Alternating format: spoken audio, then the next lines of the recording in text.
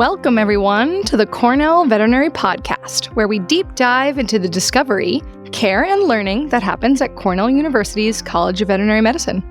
I'm Dr. Michelle Moyal, a primary care practitioner and chief of the primary care surgery service here at the college, and Schitt's Creek fanatic, just so everyone knows. But I am also a lover of all things Cornell Vet. And in this episode, I'm extremely excited because we are talking to Dr. Nicole Buote. Dr. Buote is an associate professor of small animal surgery. I have to take multiple breaths because there's a lot of stuff in here and I love it. At Cornell Small Animal Hospital, she got her Doctor of Veterinary Medicine degree at Tufts Cummings School of Veterinary Medicine and is a diplomat of the American College of Veterinary Surgeons. She is also, so freaking cool, a founding fellow in minimally invasive surgery.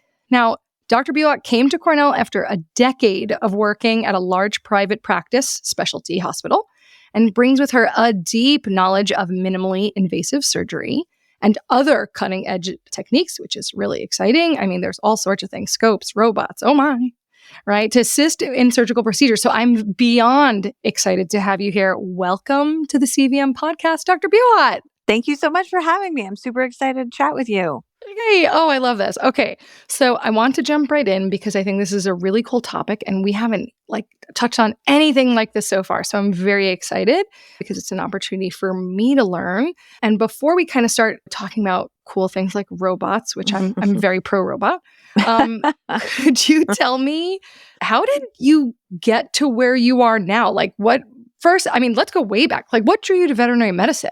Yeah, I think typical to most vets that you're going to ever talk to, right? It all starts with a love of animals. And I was not unique, right? I loved the animals that I came in contact with in my house, my friends' houses, just out everyday life. But what really sort of changed that from just a more typical love to a passion or a career was a love of science and then people as I got older. And I had more veterinary experience and I really learned that vet med is sort of one of those fields where we learn to be creative and how we communicate with our patients. And we really get to be a part of the love between an animal and their family members. So yeah. I love that. I love that. And it's true. And for everybody who's listening, if you're like, veterinary medicine, yes, because people are gross. I've seen that on mugs. Oh, yeah. I've seen that on mugs. We're just joking. People are not gross. Yeah. But there's a lot of interaction with people and families. And in order to do anything we need to do with animals, we have to communicate with people. So, And so how did that bring you our way? How did that bring you to Cornell? I feel so blessed to have had sort of dual careers so far in my career. I came to Cornell because there were a lot of reasons. I won't lie. There were some personal and some work-life balance reasons. But from a professional standard, I just really wanted to do more. I wanted to investigate new surgeries for pets. I wanted to be in a better work environment for that kind of support, which is probably another conversation for another time. But I really wanted to be able to examine some new cutting edge procedures that I knew I just couldn't do in a private practice setting. Absolutely, right? So I'm sure you got to expand upon your surgical knowledge in practice, but kind of the academic world just brings a whole new galaxy to what you get to do and the opportunities you have. That's so neat. And you heard it here. She said work-life balance. I love this. Everybody listening. And so let's talk about that because you were at a specialty practice and I'm sure it was busy. I was in a specialty practice for many years. So what was that experience like? What did it teach you? We kind of mentioned how it was different from Cornell, but how really? We've talked about this before. That I feel like is its own whole hour-long podcast, right? Yeah. And the differences between academia and private practice, there are almost too many to enumerate sometimes. But I do feel very lucky that I had that experience. So I am not in any way kind of bashing on our private practice colleagues, you know what I mean? Because it's such an important part of veterinary medicine. And I was able to get really good at doing surgery. It was really empowering for me to be able to see a lot of different cases, help a lot of different animals. And I am the type of person that is constantly going. So I was still able to do some clinical research on my own time. But eventually management changed. Because you had so much time. Exactly. And I had two small kids. Oh my But goodness. Oh, yeah, that's but incredible. that's the thing. So management changed and the focus of the work sort of changed, and it became just a sort of an environment that I didn't enjoy. As you know, right? When you're unhappy at work, especially for work that we do where we're so passionate about it, when we become unhappy, we bring that unhappiness home. You know what I mean? Yeah. And I wasn't feeling fulfilled, and I wasn't feeling like I was able to be a good role model for my two kids, showing them that you can be super passionate about your job and the hard work and the hours are really, meaningful. And I wasn't really feeling that. And so I realized I wasn't able to explore the work I wanted. I wasn't in a good work environment. It wasn't healthy sort of environment. So coming to Cornell has been just basically a game changer for me because I feel so supported and happy to come to work. I mean, we all have bad days. Don't get me wrong. It's not like Sure. Pollyanna, but it is night and day. But without that experience, A, I wouldn't know how good I have it now. And B, Right. I wouldn't be the surgeon I am because, again, I had all of those years of just a lot of technical experience. I think you bring up a lot of good points, right? So you got to work with a ton of different people from different backgrounds, which is really important in veterinary medicine. Like, what lovely perspectives, right? Because we have to think about that. But even more important, we understand that veterinary medicine and any medicine for human professionals listening out there also, this is hard. This is draining. Yep. This is mentally taxing. It's physically taxing. And just because that environment wasn't for you, it Right. doesn't mean it's not for everybody. Like, people can thrive at a specialty practice, and maybe at that point in time, it wasn't good for you. And so that's really important for us to know because you got so much knowledge and you had so many opportunities from there. And then you were able to pivot. And I always talk to our students about just because you're at one place, if you're not happy or that passion's not there anymore, it doesn't mean you don't pivot to another place or a different career. Right. Yes. Yeah, I mean, I think that's one of the things about vet med that I love so much is there's so many different options. And yes. we have so many different venues and kind of paths that you can take. And I tell my residents, your first job doesn't have to be your last job. You know what I mean? Yes. If it is, that's love wonderful. And there's no problem with that whatsoever. And I really enjoyed probably 8 or 9 of my 12 years in practice. So if certain things hadn't changed, I'd probably still be there. But again, I'm glad everything happens for a reason. And so I'm so happy to be here right now at this point. So I love that. And audience, I know I did such a fabulous intro that you wouldn't think Dr. Buote and I know each other, but Dr. Buote and I have spoken and we do chat and we do have a lot of similarities in this discussion, right? So I was the same. And so I love that you're talking about it because I also was in practice and then transitioned to academia. So is there one thing at Cornell, like in this environment that stands out to you, like for when you go to work, besides the singing and the Pollyanna? Because, birds carry my lab coat and I go to work. I mean, it's kind of embarrassing because I remember interviewing here and thinking, these people can't be real. Like, they can't really be sort of this nice and like genuinely supportive people. And I've been here for 3 years and I honestly feel like it's true. And that is a huge thing. I mean, I ask people to help and they bend over backwards. You're like, they actually help. I know. And I talk to a lot of my colleagues and friends at other universities, and they're all different and good in different ways. But I usually come away when I talk to them feeling how lucky we are for the amount of support that we have. And that does sort of play into why I came, because I knew I was interested in robotics and they said they would help me start that investigation, and they have. So that's part of why I'm here, is because they have been and seemingly continue to be supportive, which is a really great environment to work in. Yeah, surrounding yourself with the people that have a similar passion or similar motivation, but maybe different passions, different paths. That I love that. And so, okay, well, let's jump in because you were mentioning it. You specialize in minimally invasive surgeries. So for all of us in the audience who might not know what the heck that means, I mean, I think we could kind of like think through it a little bit, right? But can you explain what that means? Like, first of all, what is it? And then why would our audience, why do we want them to consider it? Why should they be thinking about it or talking to their vets who are like me about it? in brief, just like low level, what any type of minimally invasive surgery I needs. need low level. That's not Yeah. for the audience. That's for me, guys, just so everybody knows, kids. It's really any procedure that can be done through small incisions or sometimes no incisions whatsoever. So the procedures that I like to do are things where we can use different types of imaging modalities. That's kind of called like interventional radiology, where we can Okay. take ultrasound or x-ray images and pass wires and stents and all sorts of things just through a vessel, right? And so you end up with Wow. no incision and you've had a major surgical procedure, which is pretty nice. The laparoscopic, which is like abdominal procedure and chest procedures, we use small incisions like the size of a eraser on a pencil. Oh, for those of you who don't know that, kids, there are these Oh, pencils we had to use when people our Oh my age went to God. school. Don't even right? say that. Oh my God. It's A like pencil? They don't even know what a pencil is? It's like a half of a Skittle. Oh my God. I'm really depressed now. Now you've depressed me. I was like, yeah, they'll know what a I'm pencil so is. sorry. Oh man. I'm gonna have to just in maybe case, just in oh, case. I'm gonna have to go sit in a closet now. Yes. Well, okay. Look up what a pencil looks like. Yep, And so pencil eraser. some of the incisions that we can make are as small as that. So Wow.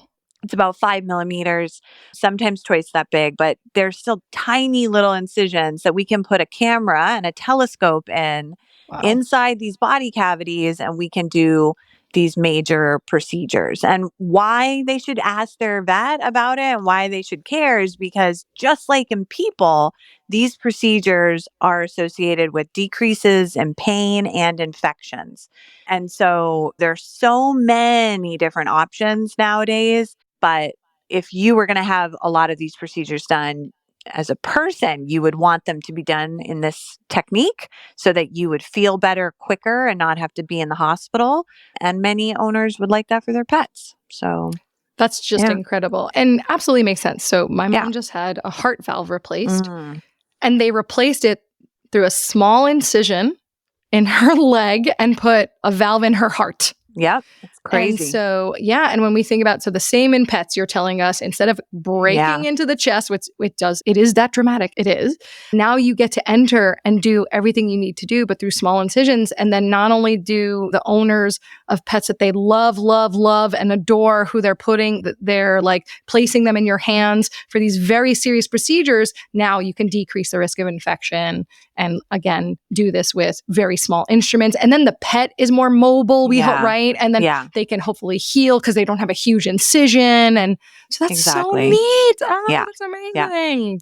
And so what can you give us? I know you mentioned some, but can you give us some examples of procedures you do in a minimally invasive manner? Yeah, there's so many, which is great. That keeps me very excited to come to work. But I mean, we do things I hate to say simple because as you know very well, right? Nothing is simple. Nothing is routine. We never use routine. Yeah, Exactly. But we do things such as spaying, especially like big dogs, where we can also use the spay procedure to also do the gastropexy procedure where we're tacking their stomach to the side so they don't get that terrible disease GDV where their stomach flips on themselves, which could be fatal. Marley and me. So we do procedures. Yeah, exactly.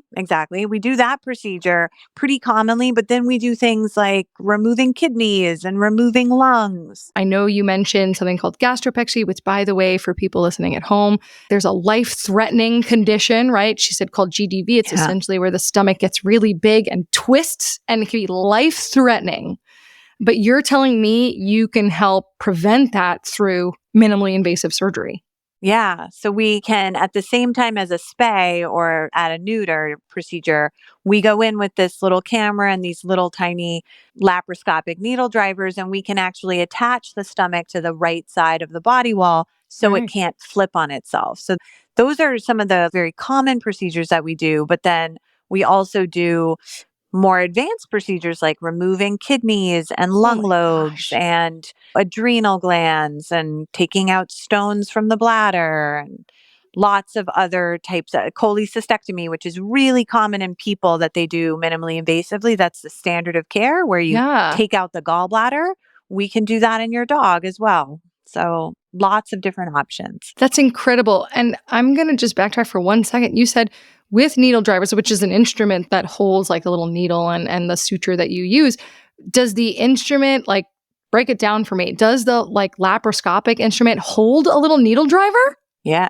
Well, the laparoscopic instrument holds the needle, and it's a straight instrument, very long, that we put through these little tiny ports, which are also These what kind of go openings. through go through the skin of the abdomen or the chest. Yeah. So all of our instruments are really long and straight, and they go through these tiny little incisions, and we're standing on the outside, at the end of that long, straight instrument, sort of manipulating it in order to suture or dissect, Cut into or cut away. yeah, Yeah. exactly. Any of those structures. You are like the puppeteer of the organs. Exactly. It does look like that a little That bit. will be And your new title. I will yeah. call you that in the hallway. And that is actually the difference. That's one of the big differences between laparoscopic procedures and robotic procedures. So I want to bring this up because this is an important topic. So for veterinarians out there, I kind of do my reading and I'm looking into some things. And there have been some instances where a veterinarian like me, a generalist, maybe spoke about a procedure in a large dog like that and spoke about spaying, because a lot of us really believe it's important. And we spoke about that procedure, that gastropexy, that summit, essentially stitching the body wall to the stomach. And we don't bring up laparoscopic surgery or referral to someone like you, and that it could be an issue. Now, I want everybody to know, because this is important. We want all of our clients to be really educated so they can make the best decision for their pet. Yeah. So what should someone like me be saying to an owner to talk about this before they get to you, or to help them think about it?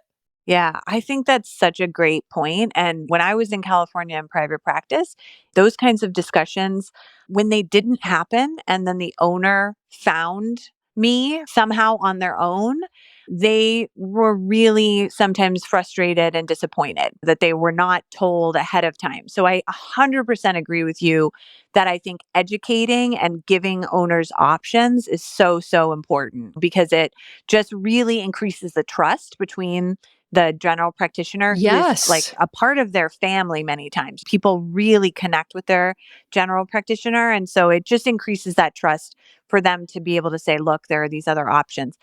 Minimally invasive procedures aren't going to always be an option. It does depend on the disease process, lots of other things that we do that take into account. So sometimes we do have to do an open approach, but giving owners the option and understanding the opportunities that exist out there, again, only makes owners happier, you know what I mean, to know it. And then they can kind of make that decision of something they want to pursue. With regard to like what I would have GPs tell owners, I would always say, if they have an owner who's interested in discussing a minimally invasive approach, I think the number one thing is I want them to know which procedures can be done that way. I'm always open to phone calls. Like, I love referring veterinarians on the phone, because then they're more prepared. They can prepare their owner better. And I think the other thing that I always tell them is, because we haven't seen Fluffy yet, we can't promise that this can be done. Sometimes tumors are too big to be taken out with tiny little incisions, or sometimes there's something else that makes it not possible. But if there's a way, I definitely have the will. So, you know what I mean? It's like really a matter of making sure owners are aware, because we want to help if we can. So I love that you mentioned that. And I think I would forget that sometimes in practice. So much like I tell the students, hey, if you have a question, you can approach pretty much almost any faculty member in the building and ask for help. It's so true. When I was a practitioner, I thought, I wonder if I can just pick up the phone and call my local specialist. But you can. And it's 100%. Not about keeping them on the phone for like an hour and a half, because obviously everybody's time is very valuable and we need it. We need our rest. But you certainly can call and say, hey, what do you think about this? Okay, can I send them over? And then that helps both the specialist, who is there because they want to help the patient, right? And their family. And it also helps the family, because the family could get there and be like, wait a second, I had a different point of view. I thought I was told something different. And so we love really good communication. And again, for everyone, medicine, we know, is not an exact science. So one of the beautiful benefits of consulting with a specialist is literally they look at everything and they look at the patient and they say, yes, this is something we could do, or no, this is not ideal. So I love that. 100%. Thanks for sharing that. And so, okay, we're still on laparoscopic. I'm just wondering, is there, because usually there's like one case in your mind where like it really, you're like, I will never forget that. Right? Yes. Like, and is there like a case or even more than one where you were like, this made a big difference for this patient? Like, I will never forget that. Yeah. I mean, I have one that comes right to mind when you ask that question. It was Kaija. She was a husky that I saw here at Cornell, maybe about a little less than a year ago now. She had a thymoma, which is a mass inside the chest. Okay. And it's a type of tumor. And it sits in like kind of near the neck inside the chest. It's kind of way far up. So it's not associated with the lungs, but it's this mass that forms there. And it can cause secondary problems by having not only just the fact that your pet has cancer, but it can also cause other symptoms by kind of sitting there in the chest. And so Kaija had gone to her local practitioner for a cough, and they had taken some chest x-rays and they found this mass, and he or she referred Kaija's owner to a specialist who talked about doing it's a standard procedure for this diagnosis, but it's a pretty invasive procedure. It's called a median sternotomy. And that basically means cutting through the bones in the front of the chest. Gotcha. And when you say standard, that means essentially every doctor right now, or like the majority of doctors, if they saw this, they would say, okay, the plan would be to go through the chest and do a median sternotomy. Exactly. Okay. Gotcha. Exactly. Okay. So like that is a perfectly acceptable surgical approach. Gotcha. But this mass can also be taken out thoracoscopically. So that means with tiny little incisions, again, we go in, we kind of cut the tissue that's attaching that mass to the chest. We put it into a sterile bag inside the chest, and then we pull it out of a very small hole so that the dog doesn't have to have the sternum broken and then wired back shut. And so he found me on his own through doing research and came, and it was from Massachusetts, so came from many states away, a state away, and had the surgery here. Kaija went home, in 2 days. She's still doing well. 2 days? Yeah. That's incredible. And if she had had a sternotomy, she probably would have been in the hospital much longer. 5 probably, just because it's so painful. Again, we are very good at managing pain. So I don't want to make it sound like if your dog has to have one of these done, it's the end of the world, because it's definitely not. But when they're on more pain medication, that affects them, right? It decreases their appetite. It decreases the movement of their intestines. So then they feel a little bit nauseous. And so there are all these other effects to having to give them more pain medication and having this really large incision that goes all the way down their chest. Wow. So again, having said that, some of these masses are too big or have too much blood supply and it's dangerous and we can't do it with the scope. But this was an owner who was interested in at least seeing if that was possible. And it was possible based on our imaging. And she did really well. And I really felt like I did good. That was one of those procedures where I made a difference with that dog. And the owner really knew that. And that made it even better. Oh, I love that. And I love stories like that. And I want everybody to know, and I'm sure Dr. Buote's thinking the same thing, we love our professionals who do the standard thymoma surgery too. We need those professionals. Just in some cases, right? So for certain patients, if we have the opportunity and the family can pursue that option, then great for them to have more options to choose from. Not that one is better than the other. So I want everybody to think like, I'm just like oohing and ahhing because I think this is pretty cool. But there is no judgment here. It's a judgment-free zone. Right. But that's so neat. Oh my gosh. That is amazing. And so, okay, I'm like, I want a drum roll, but I don't have one, but it's okay. I've been waiting to talk about robotic surgery. And so I'll admit I have like an old school, students won't know, Battlestar Galactica, like droids, like Star Wars, like I jump right to that. But like, you've introduced robotic surgery like to our hospital, which is again, incredible. And we're the only veterinary college to be doing this right now, which is like, wow. let's just hear more about this technology. Like, how do we use it? Who does it benefit? Like, I'm here for the robots. Let's dive into it. Let's dive into the robots. Yeah. So again, I could talk about this for a long time, but the main differences between normal, sort of traditional laparoscopic surgery, which is also amazing, and the robotic surgery is the instrumentation. So Okay. the instrumentation with robotic surgical options are hyper articulated. And what that basically means is that instead of having a instrument like a needle driver that holds suture for you to suture tissue to, and it being really straight with no ability to bend, the robotic instrumentation has multiple bends to that instrument. So it actually acts just like a human wrist. Wow. And so because of that, it's much more comfortable to control. There's a lot more flexibility. It's very intuitive when you're suturing with it.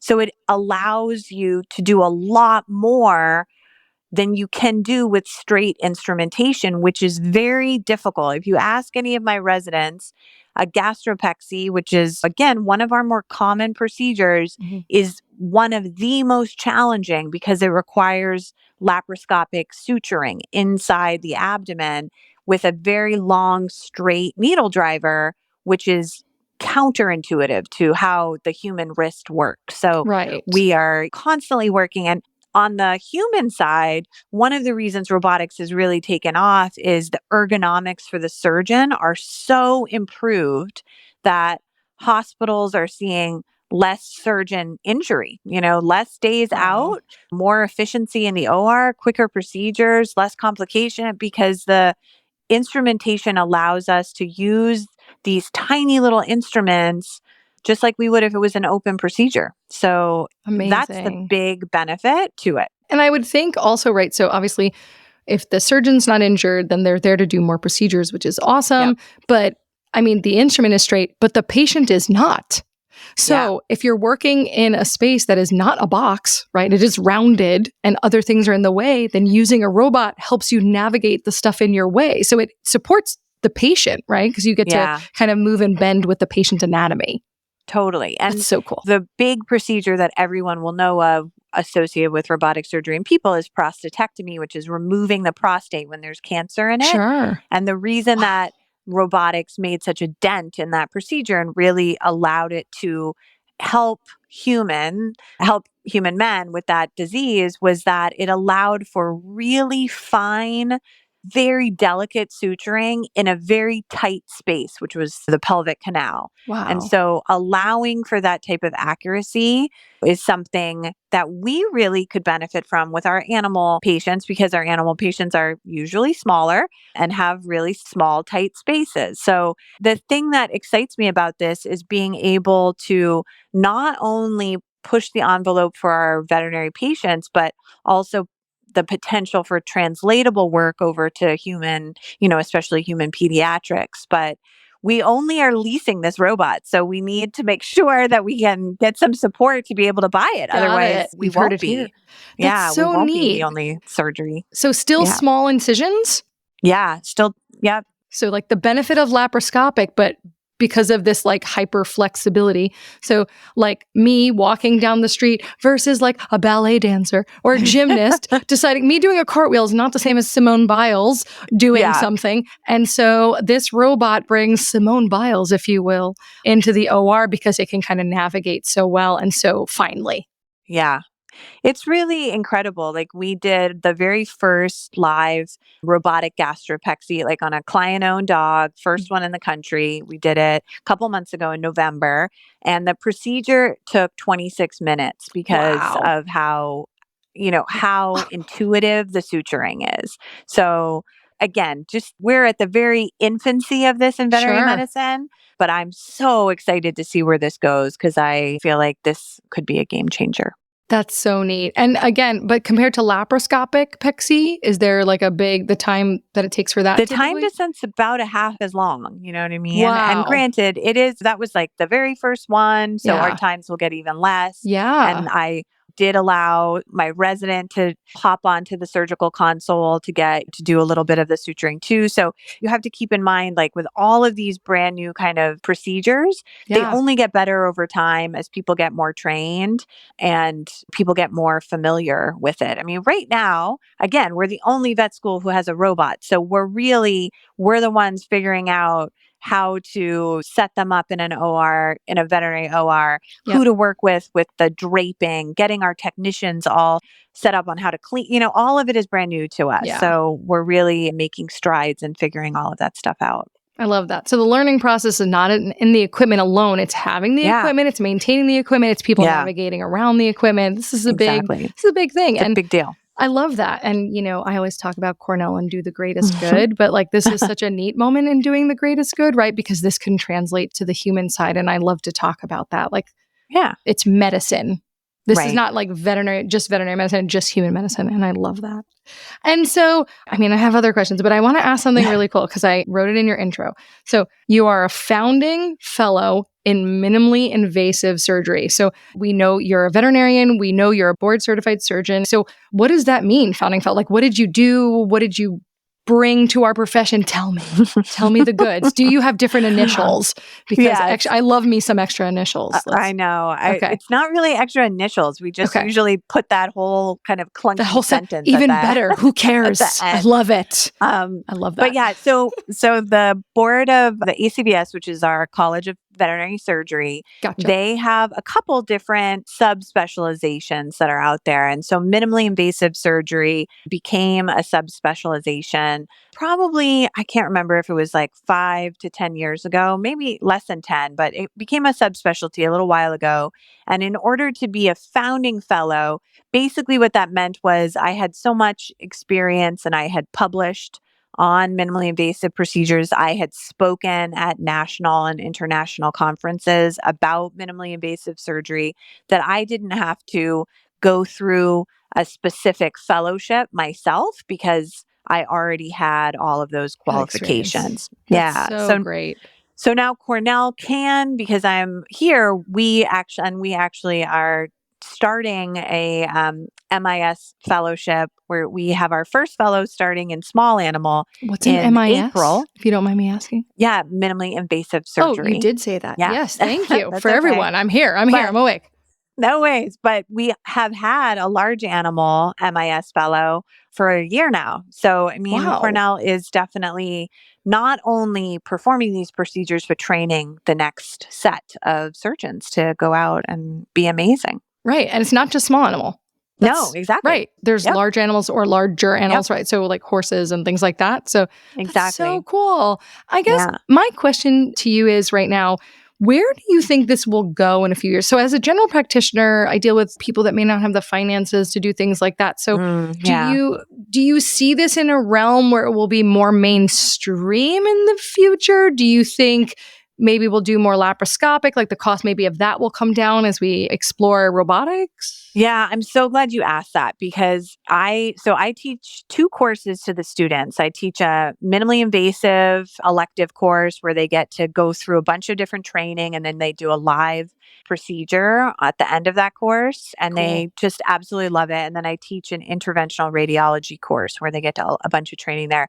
And I feel really strongly about teaching the students both of those courses because in the 20 years, I've been a vet for almost 20 years. In May, it'll be 20 years. So in the 20 years I've been a vet, I remember vividly when I was a resident hearing that laparoscopic surgery was like a flash in the pan. No one was going to do it. No one was going to pay for it. It was stupid. And now fast forward 15 years, it is a standard of care for a lot of, I don't want to say standard of care, but it is very much a part of our surgical caseload. And so much so that the ACVS, our College of Surgery requires our residents to get training in it, right? Because it is so much a part of it. So if you had been back there at that time, you know what I mean? No one believed it. So I think robotics, is it going to be in every general practice? Of course not. But just like laparoscopy wasn't thought of as something that was going to stick around and has proven those naysayers wrong, I think robotics absolutely will become at every university. And I think for sure at some specialty practices, they could absolutely have a robot. And what I see is that general practitioners have a lot of laparoscopy already, and there are only more and more that are getting it. And one of our students that did my MIS course, who's graduating this year, the practice she's going to, I spoke on the phone with her practice owner, and they're going to buy a tower for her. And I was like, this is amazing. Cool. That's amazing. Yeah, I know. That is amazing. Oh my gosh. So it's Wow, happening. Yeah. And I mean, the robotic stuff is expensive. There's no question about it. But just like laparoscopy, the more people who do it, the big problem with robots was Da Vinci was the only game in town for many years. And now there are 7 new robotics companies coming to market. So costs are going to go down. And again, I think that will every surgery need to be done with a robot? No, but we'll be able to, if we research it, if we do the work, we'll be able to tell which procedures really benefit patients with the robot and which ones don't. That's so exciting. I can't believe that about that. That's incredible. Yeah. I remember thinking, so I've been around a while too. I remember thinking, oh, endoscopy, like the tube that we put down the throat, like the gastrointestinal tract in animals, thinking that had to be an only specialty thing. And now so many general practices have them. It's incredible. So progress, it's inevitable. And so that's really cool to hear. So it's clear that you enjoy, they're making me say this. It's clear that you enjoy the cutting edge of surgical techniques. I do applaud the pun.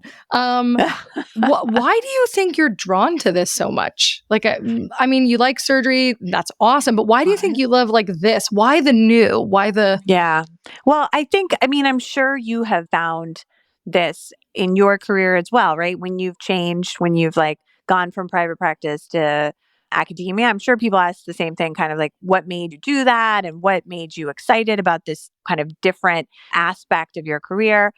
When it comes to MIS and the robotics and all of that, what really encourages me and inspires me is, again, that ability to potentially take a procedure that can't be done with less pain. It's just a more open, massive, maximally invasive procedure, and take that procedure and change it into a way where these animals can walk out the next day or 2 days later feeling like nothing happened. Or feel better, like feel even better than they did when they came in. Yes. Exactly.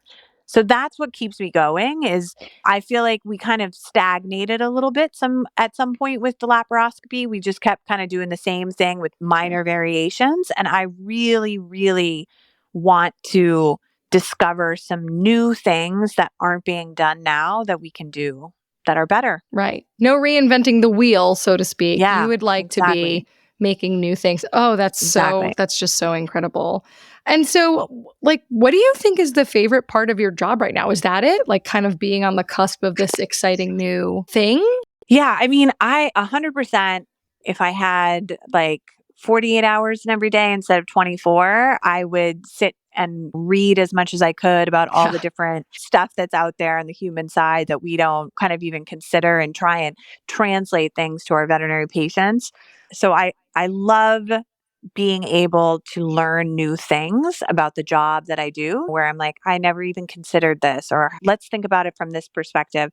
But I'll tell you, probably what's right up there with that is the training of students and house officers, or like our interns and our residents. Because again, like we had this brand new robotic procedure, never been done in the country. And I let my resident get on the robot and do some of it. And I can't even imagine not letting him do that. You know what I mean? Like, it's just so exciting for me to drag my residents along with me during these, you know what I mean? During these procedures. So I love that. That's what makes me so excited about coming to work, is being able to train them and get them excited, hopefully, about some of the stuff that we can do. I love that. And it's this, and I teach obviously general practice surgery and general practice cases, but like when it clicks for them, or they get a technique, or they get something, it's just joyful. Oh my gosh. I wish I could explain to others, and I'm sure other people have had joyful moments, but watching a young soon-to-be doctor, like, have those things that they've been training so hard to do, like, be manifested in front of you, and you're part of that, is really incredible. Yeah. Exactly. I mean, the journey that I see residents take over their 3 years when they Yeah. first start doing the really hard stuff with the scope where they're suturing, and then at Yeah. the end, or hopefully before then, but they're just whipping through a gastropexy and just feel really good about it. And I feel like I had a part of that, and that makes a difference to me a lot. And that is one of the best benefits of being here at Cornell. I love that. I love that. My goal is to be like someone's telling a story and they're like, that Dr. Moyal, she told me. And I never forgot that. And even though I won't know, I'm thinking about it. So, do you have a favorite procedure? No, that's too hard. This is what happens when you ask a surgeon a question about procedures. Sorry. Yeah. It's like I love, It's like I love it all. I know, I do. I mean, that's the joy of my job, though. I definitely think that I love some of the more advanced, minimally invasive things that we do. Like, I love taking out kidney tumors and adrenal glands, and I love taking out things in the chest, like the mass I talked about, and lungs. My heart rate is increasing right now as you were saying that stuff. Thank goodness for people like you. Those are the things that get me super duper excited. Yeah. But there's nothing wrong with, again, our more common laparoscopic spay gastropexy. That really gives me the opportunity to teach the student while the resident's doing something. They all have a great purpose. And yes, I'm hoping that we're going to be doing more and more robotics. So those will probably become my favorite once we get more of those cases. Because robot. Yeah, because robot. So music in the OR, yes or no? 100% yes. Oh, thank goodness. Okay. Yeah. If yes, which kind of feel like you're a sociopath if you have to be quiet. But I say that with love because I know people in my section who don't have music who I love very much, but I just can't handle it. It's just, I am the same way. Yeah. I need music, and our students, the students I teach, the students are allowed to pick the music that they want to do surgery to in our OR. I love hearing what they're into. So what, Dr. Buote, is your music of choice when you are performing surgery? I must know. Yeah. You know what? It's funny because I let the resident pick, but I do have rules. You lose control? I do, because again, I'm such a nice mentor, you know what I mean? That I'm of course. And I don't really want to be judged. So that's really probably free. Okay, gotcha. But there are rules. But I do have rules. So I am not sure that I don't know if this is a safe enough space to share those rules because I'm sure some of your listeners will take issue. I get you. Everybody's very particular. Yeah, but I'm not a huge country music fan, which to my husband's chagrin, he likes country and I always turn it off when I get in the car. So I don't allow country. Yep. It's too distracting, too whiny for me. And then I'm not into heavy metal screaming. So that I'm no, thank you. But other than that, I'm pretty much you pick it. We've got one technician who loves show tunes. So that's an interesting time when that goes on because she starts singing. So I'm pretty good. I just need there to be some music because I love to have that in the background. Yeah. I'm married to someone from Texas, so I had to learn to embrace country music. God bless you. I agree. Yeah. I can't even work out to something with a more metal edge just because it makes my heart kind of race. But there are some people that love it. It just drowns out and it becomes the perfect noise for them. So I can't do it. To each their own. I love it. I think I have PTSD from when I was a surgery tech at Tufts. As a student, there was one particular resident who just would destroy us at 2:00 in the morning with heavy death metal. So I was no, thank you. No, thank you. But you remember that doctor. Oh, yes, I do. And much like we want people to remember us, here we are. You are talking about this person. That's incredible. Sure. Yeah. And so, I try to ask a few, do you eat candy? Candy or chocolate? Candy or chocolate. I am not a huge sweets person, but if I had to choose between the two, I would say chocolate, but it would have to be dark chocolate. Oh, a healthier version. Okay, so are you a salty person? Yes, definitely a salty person. What is your snack of choice? I'm sure our audience would be like, what is she snacking on right after she uses a robot? Because I need to know. Because and I don't know how you are. I don't know how you are on a surgery day, but people make fun of me because I do not eat or drink, which is terrible, by the way. This is a PSA. Do not follow this. But I do not eat or drink on surgery days. I get down to the OR and I'm there all day. So I don't tend to eat on those days. But on the days that I do have time to snack, I'm definitely a potato chip person. Oh, Definitely love potato chips. I do love They're chips. they're like a weakness of mine for sure. I have declared my love for smart food, that cheesy popcorn, in previous episodes, but I am also pro chip for sure. For sure. And so, I love it. I just hearing those those little things. By the way, yes, everybody needs to drink water during the course of the day. 100%. You are to use the restroom. I tell students this all the time because in practice, I would realize that I didn't have anything to drink. And I'm sure you found yourself in that position because you're just like, no, I need to get to my patient. And so that's the dedication a lot of veterinarians have, but we don't want it to be at the cost of their own physical health. Definitely not. I always make sure that my students and residents are good, but I'm a terrible person with myself because there's always something to do. Yes, I totally understand that. I'm like, you go get lunch. And then I'm like, I haven't eaten yet. Don't worry, I can wait. It's fine. It's fine. I love that. But that just shows the passion you have for teaching and taking care of our students and taking care of our future colleagues. And I'm so excited. Is there one thing you just want the audience to know before we kind of sign off about what you do or minimally invasive surgery? You're like, if there's one thing I would like you to know, it is this: robots. Definitely robots. Okay. Definitely robots. I guess just like you said at the very beginning of this, I think the one thing that I would want people to know is that there are so many options available now for surgery and to involve your general practitioner, but also, do a little research yourself. Yes. Find out if there are other options, because sometimes, as you know, it's really hard to keep up with everything that's going on.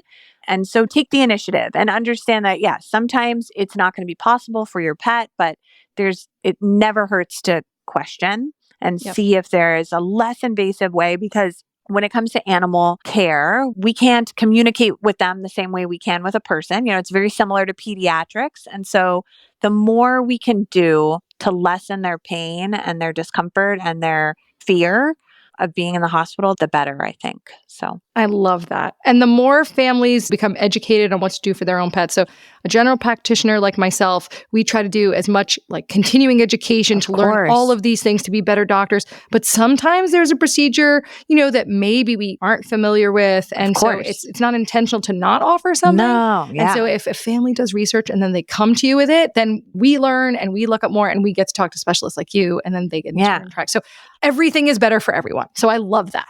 Dr. Buote, thank you so much for joining me. This has been amazing. I've learned so much and this is so cool. And I would like to come, I will walk across the building and I would like to come see the robot. And come see a robot. Yeah, we're doing one next Friday, actually. I will put that on my calendar. All right. Thank you so much for joining me. And for everyone listening, thanks for joining us today on the Cornell CVM podcast. Tell your friends, rate it on your favorite platform because we're fabulous. And we will talk to you soon. Bye.